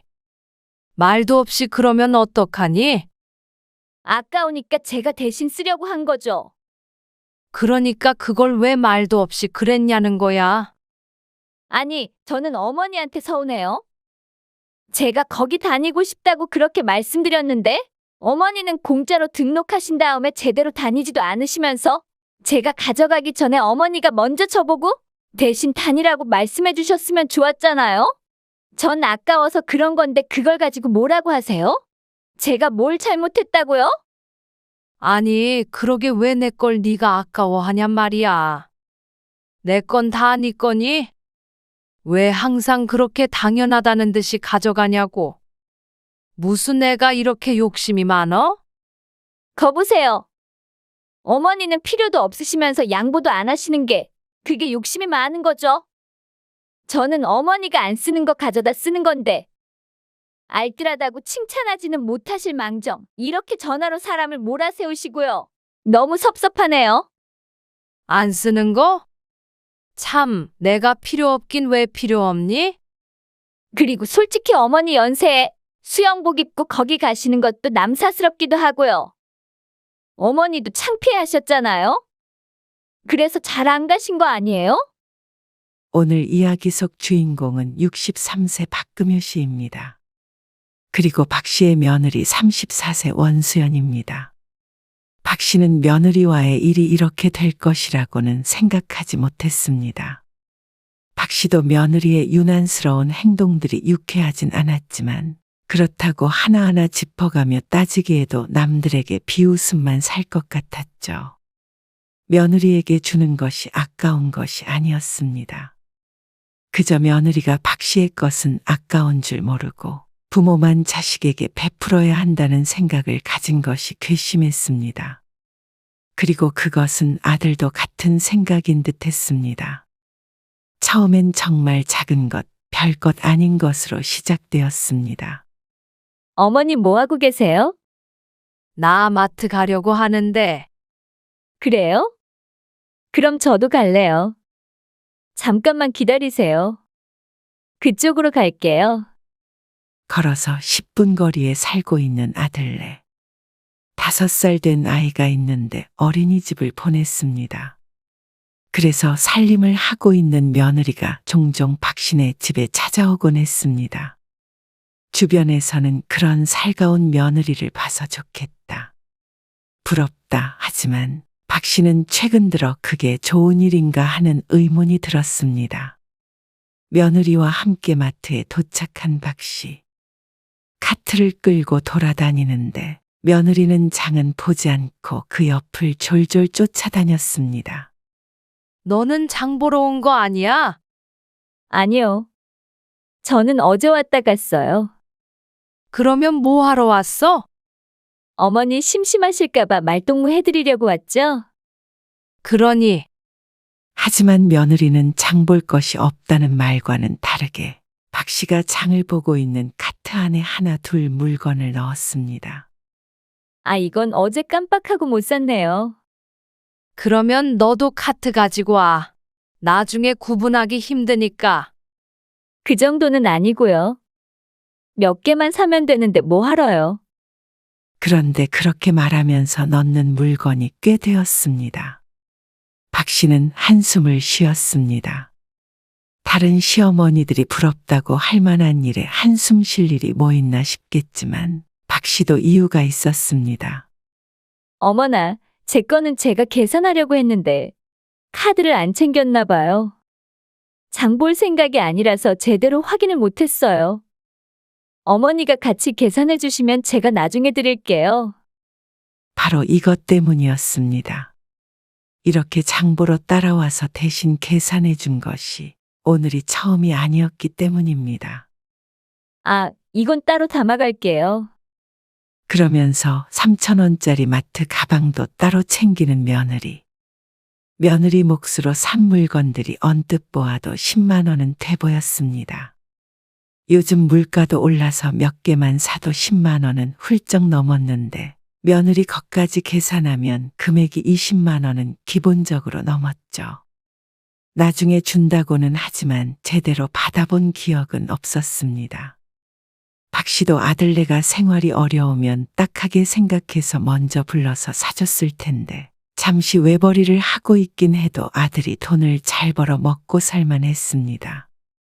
그래서 딸에게 들어보면 아들네가 이번엔 뭘 샀다더라 말도 많은데 며느리는 이상한 데서 짠순이처럼 굴었습니다. 박 씨에게만 말이죠.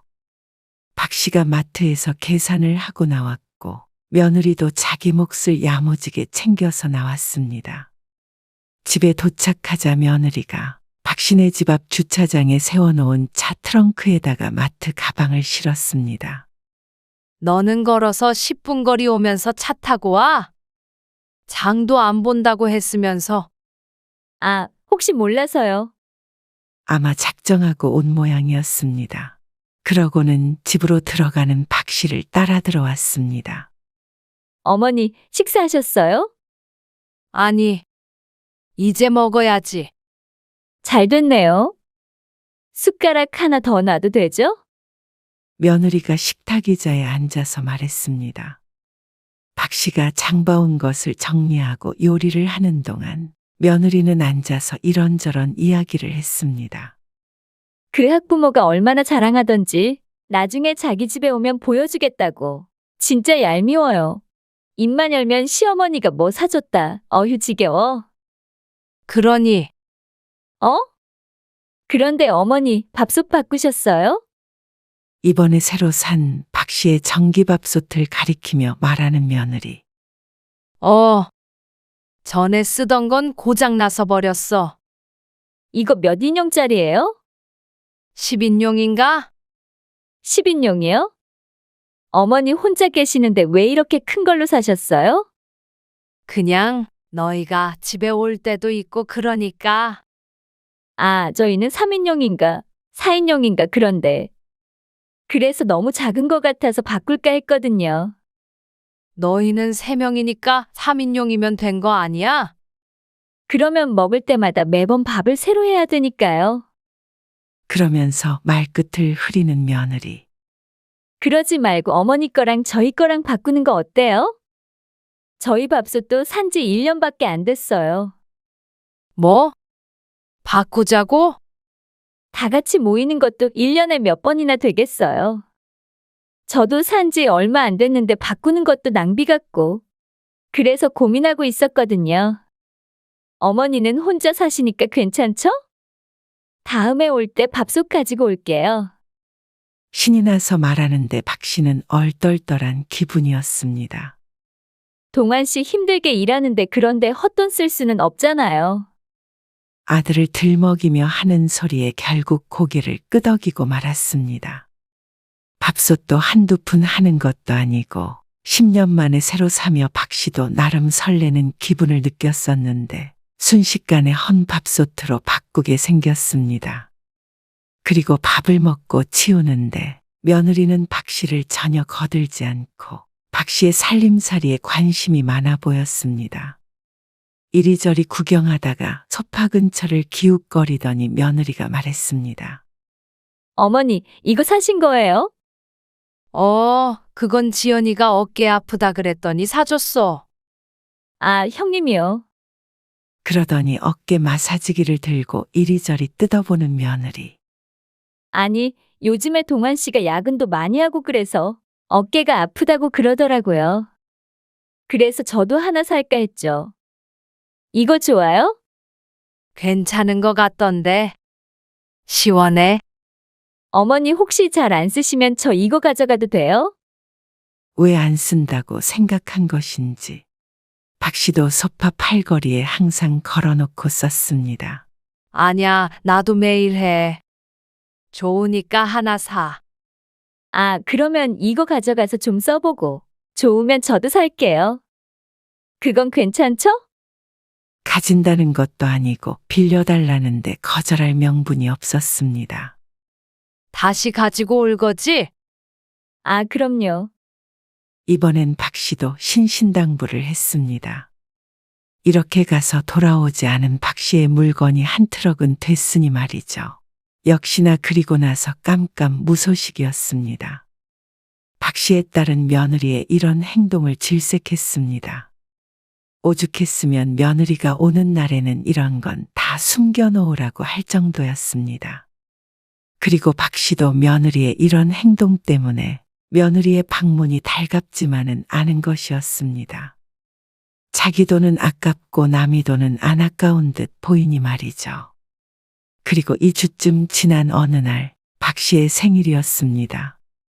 아들네 가족이 저녁을 함께 먹기 위해서 박 씨네 집으로 왔습니다. 어머니, 밥솥 가져왔어요. 반갑게 아들 가족을 맞던 박 씨가 놀란 표정을 지었습니다. 정말 가져왔구나. 네. 지난번에 가져오겠다고 말씀드렸잖아요. 그래, 그랬지. 며느리는 박 씨의 부엌에 들어가서 밥솥을 바꿔치기 했습니다. 새로 지은 밥을 전부 그릇에 푸고 솥을 닦고 번거로운 과정을 거치는데도 며느리는 기분이 좋아 보였습니다. 그리고 얼마 안 있어 딸이 도착했습니다. 저녁 식사를 위해 밥상을 차리는데 딸이 냄비를 내려놓으며 말했습니다. 여기 미역국 끓여왔어. 아이고, 고맙다. 홀몸도 아닌데. 냄비가 뭐가 무겁다고. 그리고 차 타고 왔는데 뭘 사위 못 왔다고 서운한 건 아니지? 출장 가서 어쩔 수 없었어. 아, 그럼. 당연히 일이 먼저지. 전화 왔었어. 임신한 딸이 미역국을 끓여왔습니다. 사위는 일이 바빠 오지 못했고 말이죠. 근데 엄마, 밥솥이 왜 이래? 불과 며칠 전에 왔었던 딸이 의아해하며 말했습니다. 그렇게 됐어. 그러자 그 한마디에 따른 며느리를 쳐다보았습니다. 보나마나 뻔하다는 표정이었습니다. 그리고는 딸이 상 차리는 것을 도와줬습니다. 거실에 펴놓은 큰 밥상에 국그릇을 놓기 위해 무릎을 굽혔는데 무릎이 찌릿했습니다. 박 씨가 절뚝거리자 그걸 본 딸이 말했습니다. 엄마 무릎 아직도 그래? 주사 맞을 때 된 거 아니야? 지난주에 맞고 왔어. 근데도 아프지. 그러면 운동을 좀 해봐. 그러다가 못 걷게 되면 어떡해. 집에서 자전거 타. 네가 사준 거 저거. 실내 자전거? 그런 거 말고. 수영 같은 거 어때? 이 옆에 헬스장이랑 수영장이랑 같이 하는 데 있잖아. 아, 거기요? 거기 엄청 좋잖아요. 옆에서 듣고 있던 며느리가 대화에 끼어들었습니다. 그래, 엄마. 무릎이나 허리 아플 때 수영이 좋대잖아. 어차피 격한 운동도 못 할 거고. 수영 좀 다니다가 헬스도 다니면 되지. 엄마가 어떻게 그런 걸 해. 아, 모르는 소리 한다. 요즘엔 나이 든 사람도 다 운동하고 살아. 70대, 80대도 많아. 엄마는 엄청 젊은 편이지. 그래? 박 씨는 솔깃했습니다. 안 그래도 건강 챙길 나이가 되니 이곳저곳 아픈 게 신경 쓰였습니다. 가끔 집 근처 공원에서 걷기는 하지만 그렇다고 운동이 되는 것 같지는 않았습니다. 내가 회원권 끊어줄게. 1년? 정말? 그럼 좋지. 근데 1년이나 등록하려면 비싸지 않어? 어머, 형님. 거기 1년 끊으려면 돈이 만만치 않을걸요? 그래? 거기 비싼 데야? 엄마 생일 선물로 해줄게. 김서방도 좋아할 거야. 그래도 엄마 챙기는 건 딸밖에 없었습니다. 어깨 아프면 마사지기 사주고 다리 아프다고 하면 실내 자전거도 사주는 딸이었습니다. 아, 저희는 생신 선물 준비는 못했고요. 다음에 맛있는 거 사드릴게요. 그나저나 어머니 정말 좋으시겠어요. 저도 나중에 딸 세무사나 시켜야겠어요. 돈 많은 딸이 효도하니까 너무 좋으시겠다. 아나도 거기 다니고 싶었는데. 시설도 엄청 좋대요. 칭찬이었지만 며느리의 표정은 무언가 찜찜해 보였습니다. 어떻게 그렇게 잘 알아? 아, 애 어린이집 학부모 몇 명이 거기 다녀서 알죠? 당신도 다닐래? 옆에서 듣고 있던 아들이 며느리에게 물었습니다. 정말? 그래. 엄마랑 올케랑 둘이 같이 다니면 되겠네. 에이, 거기 비싼데. 그날 이후 딸이 그곳에 박 씨를 데리고 가서 회원권을 1년치 끊어주었습니다. 처음에는 수영복을 입는 게 부끄러웠지만 막상 가보니 예상외로 박 씨와 비슷한 연배의 여자들이 많이 보였습니다. 매일 가지는 못했지만 일주일에 2번 정도는 가서 수영도 배우고 운동도 했습니다. 그러니까 정말 무릎도 좀 좋아지는 것 같고 허리도 덜 아픈 것 같았습니다. 그리고 사람들이 모이는 곳이라 그런지 무릎에 좋은 음식이 뭔지 어떤 운동을 하면 좋은지 등의 정보도 얻을 수 있었습니다. 운동뿐만이 아니라 친목도 다질 수 있어서 삶의 활력도 생기는 것 같고 말이죠. 그렇게 박 씨가 수영장에 1달 정도 다닌 어느 날이었습니다. 오전에 수영장에 도착해서 옷을 갈아입고 들어갔는데 익숙한 얼굴이 보였습니다. 어? 안 다닌다며? 박 씨가 놀라자 며느리가 반기며 말했습니다. 동환 씨가 1달 다녀보라고 등록해줬어요. 아이고, 잘했네. 엄청 좋네요. 여기 저 아는 사람도 몇 명 있어요. 저기, 수영장 구석에 있는 젊은 여자들을 가리키며 말하는 며느리. 더 친하게 지내면 좋겠네. 그러니까요. 어머니는 매일 이 시간에 오세요? 앞으로 저랑 같이 다니면 되겠네요. 저는 수영 끝나고 헬스장에도 가보려고요. 나는 수영만 해. 수영도 아직 물놀이 수준이고, 너 열심히 운동해라. 아이고, 며느리인가 봐요. 아, 예. 제 며느리예요. 참 부럽네. 며느리랑 같이 수영장도 다니고. 제가 저희 어머니랑 각별한 사이라서요. 어머나, 어머나. 나도 우리 며느리한테 같이 다니자고 해봐야겠다. 박 씨도 사람들이 부러워하니 으쓱하는 기분이 들었습니다. 이날 이후로 같은 시간에 수영장을 다니는 많은 사람들이 박 씨와 며느리의 사이를 알게 되었습니다. 사람들과 쉽게 친해지는 며느리의 성격 덕에 박 씨보다도 더 적응을 잘했습니다. 그런데 박 씨는 며느리가 온 지 1달이 채 지나기도 전에 딸의 집에 불려가야 했습니다. 원래 딸이 출산하고 나서 몸조리를 안 사더니 해주기로 되어 있었는데 허리를 다치는 바람에 박 씨가 대신 가야 했습니다. 딸은 박 씨와 차 타고 3, 40분 정도 떨어진 곳에 살기 때문에 한동안은 딸의 집에서 지내야 했습니다. 고마워, 엄마. 몸 좀 추스르면 바로 복직할 거니까. 그때까지만 좀 봐줘.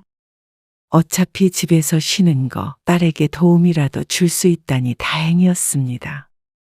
그렇게 딸네 집에 있자 며느리에게서 전화가 왔습니다. 어머니, 왜 수영장 안 나오세요? 나 지금 지연이네 집에 있어. 몸조리 해주러. 아, 그래요? 동환 씨한테 못 들었네요. 그럼 이제 안 나오세요? 언제까지 거기 계시게요? 글쎄다. 어떻게 될지 모르겠네. 그거 환불 받아야 할 것 같은데. 어머, 환불 안 될 것 같은데. 제가 한번 물어는 볼게요. 그래. 네가 좀 물어봐 줘봐. 안 되면 어쩔 수 없지. 나중에 나머지라도 다녀야지. 당분간은 못 갈 것 같고, 애기가 먼저니까. 아유, 돈 아까워. 그렇게 아이 돌보고 딸을 도와주며 몇 달 지났을 때 딸이 박 씨에게 말했습니다. 맞다. 엄마 수영장도 못 가서 어떡해? 이 와중에 수영장은 무슨, 근데 그거 환불도 안 된다던데. 돈 아까워서 어쩌냐. 환불이 안 되긴? 안 되는 게 어딨어? 다 돼. 근데 환불을 뭐하러 해? 다니면 되지. 이제 좀 엄마는 돌아가 봐도 될 것 같은데. 애 봐줄 사람 구하고 있어. 그래? 그니까 집에 가서 수영장도 다니고 해, 다시. 그거 한두 푼 하는 거 아니라고 했지, 엄마. 몇 달 남지 않았어? 남았지. 며느리가 연락이 없는 것을 보니 아직 환불이 되는지 물어보지 않은 모양이었습니다. 다행이었죠. 아, 그리고 거기 올케도 다닌다며? 비싸다고 안 다닌다더니. 아무튼 돈 못 버는 것도 아닌데 짠순이야. 어쨌든 엄마도 다시 가봐. 그동안 도와줘서 고마워. 그러면서 돈 봉투를 건네는 딸. 이런 걸 왜 줘? 내 손주 내가 봐준 거고 내 딸 내가 봐준 건데. 그래도 세상에 공짜가 어딨어? 그러면서 억지로 박 씨의 손에 봉투를 쥐어주었습니다. 그리고 그 뒤 박 씨는 다시 집으로 돌아오게 되었습니다. 집안에서 아기만 보고 있다가 혼자가 되니 편하긴 했습니다. 그렇게 갑자기 한가하게 있으니 무릎도 다시 쑤시는 게 느껴졌습니다. 그동안 고생하긴 고생한 모양이었습니다. 애 키우는 게 보통 일이 아니니 당연했죠. 그래서 박 씨는 오랜만에 수영장에 나가려고 준비했습니다. 아침에 짐을 챙겨서 센터로 들어간 박 씨. 입구에서 카드를 찍고 들어가야 하는데 회원 카드를 찍어도 삐비빅 경고음만 들렸습니다. 어라, 이상하네. 다시 한번 찍었지만 빨간 불이 들어오고 문은 열리지 않았습니다. 그래서 그 옆에 있는 작은 사무실에 고개를 들이밀고 말했습니다. 여기 이거 문이 안 열려요. 그러자 사무실에서 사람이 나왔습니다. 박 씨도 익히 알고 있는 사람이었죠. 아니, 오랜만에 오셨네요. 네. 우리 딸이 아기를 낳아서요. 그것 좀 봐주고 오느라고. 아, 그러세요. 몇 달 다니면서 오며 가며 매일 얼굴 도장을 찍었던 직원이었습니다. 그런데 그 직원이 박 씨에게 이상한 소리를 했습니다. 근데 다시 다니시려면 결제를 하셔야죠. 떨떠름한 표정으로 말을 하는데 박 씨는 어리둥절했습니다. 아니, 조금 남았을 텐데. 아무리 못해도 두세 달은 더 다닐 수 있는 기간이었습니다. 한동안 안 나가면 자동으로 취소가 되나 하는 생각까지 하게 되었습니다. 돈을 내야 된다고요? 그러자 상대방이 이상한 사람을 다 보겠다는 듯 헛웃음을 지으며 말했습니다. 아니, 그럼 당연히 돈을 내야죠. 공짜로 써요? 그러자 지나가는 사람들이 박 씨를 한 번씩 쳐다보며 지나갔습니다. 다른 사람들 카드로는 문이 잘만 열렸습니다. 등록하실 거면 여기 사무실로 와서 결제하세요. 돈 안 내고 어떻게 들어가요? 박 씨는 얼굴이 화끈거렸습니다. 아니, 나는 기간이 남은 줄 알았어요. 기간이 남다니요? 진작에 며느리가 가져갔잖아요. 남은 기간. 며느리요? 네. 며느리랑 같이 다니셨잖아요. 한동안 안 나오시길래 물었더니 남은 기간 다 자기가 다닌다고 해서 시어머니가 그러라고 했다는데. 모르셨어요? 벌써 몇 달이나 지났는데 이제 와서 이러세요? 박 씨가 어이가 없어 말을 잃었습니다. 어제도 와서 레슨도 받고 갔는데요. 아니, 나는 그런 적이 없는데. 전 모르고요. 며느리한테 물어보세요. 그런 일이 있었으면 자신을 보고 미리 말을 해줬어야 우스운 꼴을 안 당하는데 계속 결제하라고만 했던 직원도 원망스러웠습니다. 꼭 돈도 안 내고 수영장을 이용하려는 진상 고객을 대하듯이 말이죠.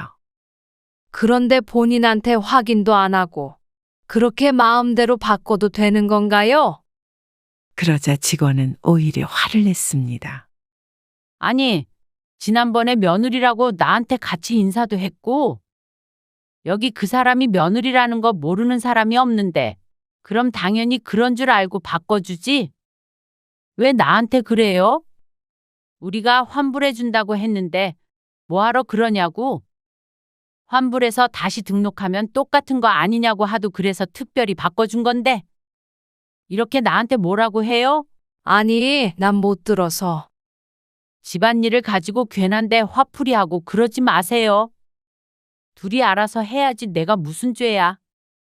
며느리 관수를 못한 사람이 잘못이지. 뭐라고요? 말 다 했어요. 아니 이렇게 행패 부리지 말고 며느리한테 말하시라고요. 그러자 수영장 안에 있던 사람들까지 하나 둘 고개를 빼꼼히 내밀었습니다. 박 씨의 얼굴은 불타는 고구마 마냥 붉어졌습니다. 주변에서는 웅성거림이 심해졌고 박 씨는 그곳에 더 이상 서 있을 수가 없었습니다. 그래서 등록하실 거예요? 말 거예요? 그러면 돈을 내시고요. 바쁜 사람 붙잡고 있지 마셔요. 박 씨는 옆에 내려놓았던 짐을 챙긴 뒤에 서둘러 건물을 빠져나왔습니다. 집에 돌아와서도 귀신에 홀린 듯 정신이 없었습니다.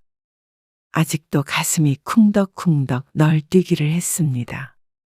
사람들이 손가락질하며 쳐다보던 순간이 떠오르자 박 씨가 눈을 질끈 감았습니다.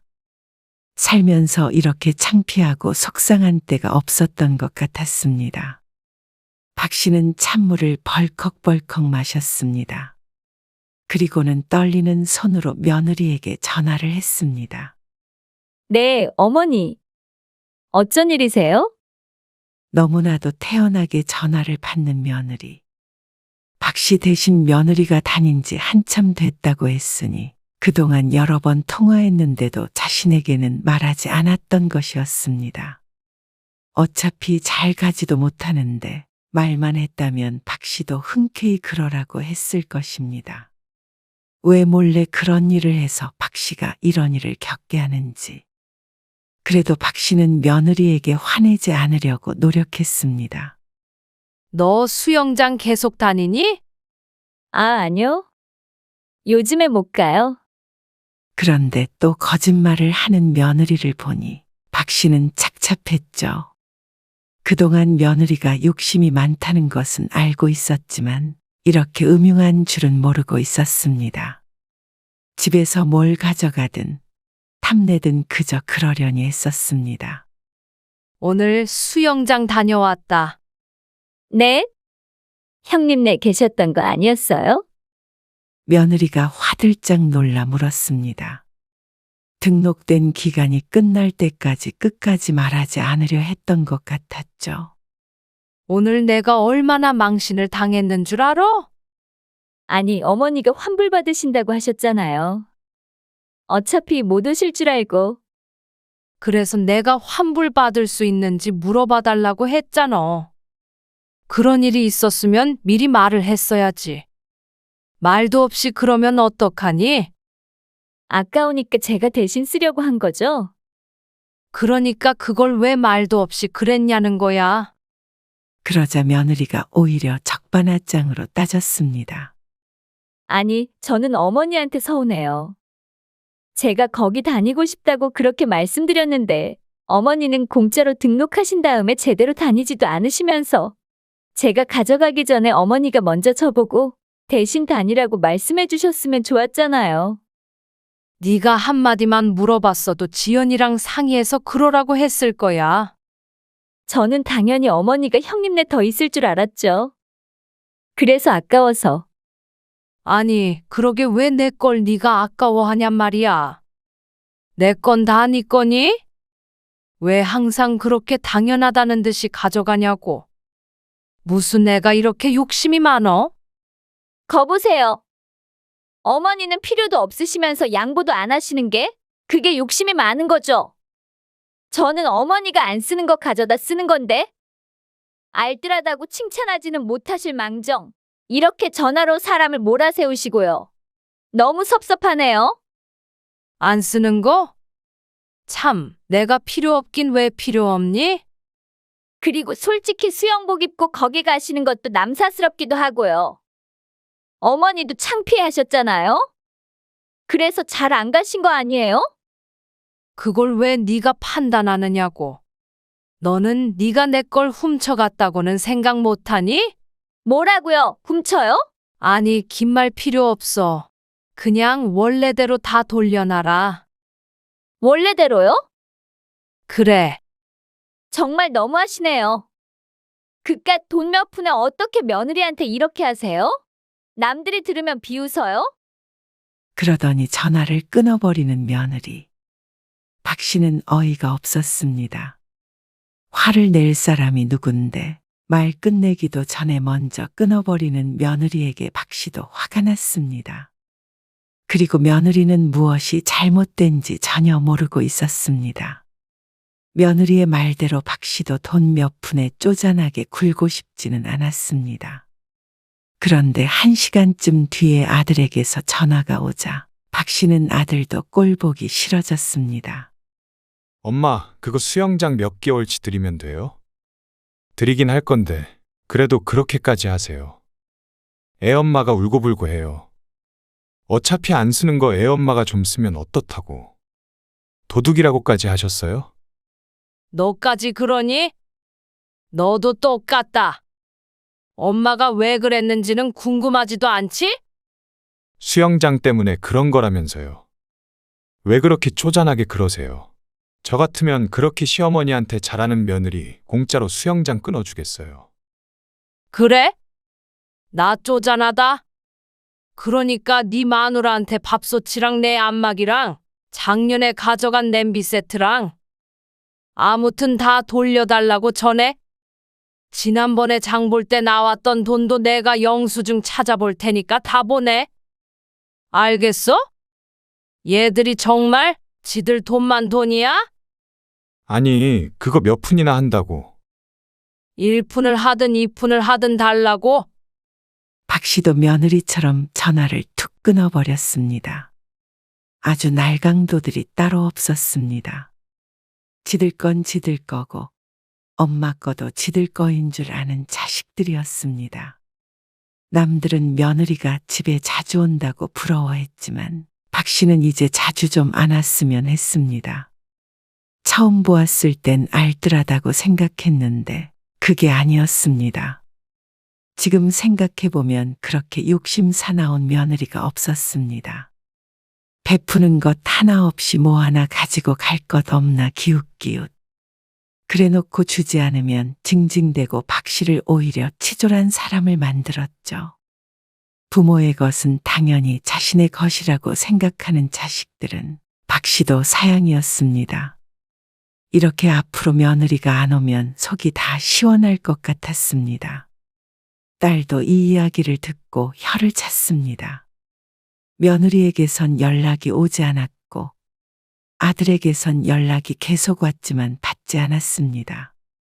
박 씨도 아쉬울 것 하나 없었습니다.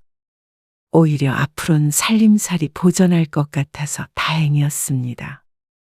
그리고 시간이 흘러 며느리에게서 죄송하다는 연락이 왔지만 이전보다 거리를 두고 지내기로 마음먹었습니다. 그 몇 푼이 아까운 것이 아니라 아들과 며느리의 마음이 괘씸했습니다.